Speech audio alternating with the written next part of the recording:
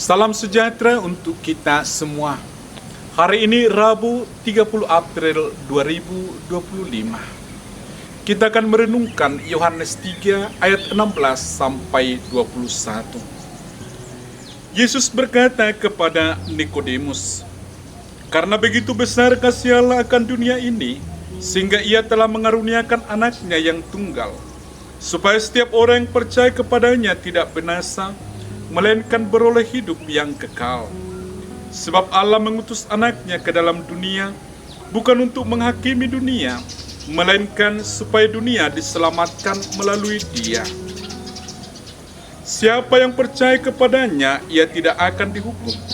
Siapa yang tidak percaya, ia telah berada di bawah hukuman, sebab ia tidak percaya dalam nama Anak Tunggal Allah. Inilah hukuman itu.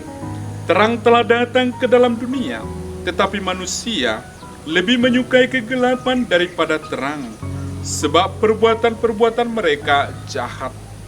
Sebab siapa yang berbuat jahat membenci terang dan tidak datang kepada terang itu, supaya perbuatan-perbuatan yang jahat itu tidak tampak. Namun siapa yang melakukan yang benar, ia datang kepada terang, supaya menjadi nyata bahwa perbuatan-perbuatannya dilakukan dalam Allah." Demikianlah sabda Tuhan. Saudara-saudari yang terkasih, kita masih berada dalam masa sukacita Paskah, masa di mana kita merayakan kemenangan Yesus atas dosa dan maut. Dalam terang kebangkitan itu, Injil hari ini rasanya semakin hidup dan bermakna. Bukan hanya kata-kata penghiburan, tetapi juga pernyataan akan kemenangan kasih Allah. Yesus berkata, "Karena begitu besar kasih Allah akan dunia ini, sehingga ia telah mengaruniakan anaknya yang tunggal." Kasih yang menyelamatkan melalui salib dan kebangkitan, bukan hanya yang memberikan putranya untuk hidup di antara manusia, tetapi membiarkan dia menderita, wafat, dan bangkit demi keselamatan kita.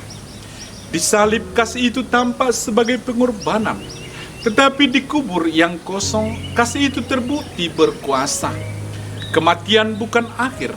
Paskah adalah jawaban Allah terhadap dosa dan maut. Kasihnya lebih besar dan terangnya lebih kuat. Yesus bangkit bukan hanya untuk membuktikan siapa Dia, tetapi untuk membuka jalan bagi kita menuju hidup yang kekal. Yesus juga berkata, "Setiap orang yang percaya kepadanya tidak binasa, melainkan beroleh hidup yang kekal." Hidup kekal bukan sekadar soal masa depan, tetapi juga kualitas hidup sekarang. Hidup yang dipenuhi damai, harapan, dan keberanian karena Kristus telah menang. Siapa yang percaya pada Kristus yang bangkit, ia akan memiliki tiket beroleh hidup yang kekal.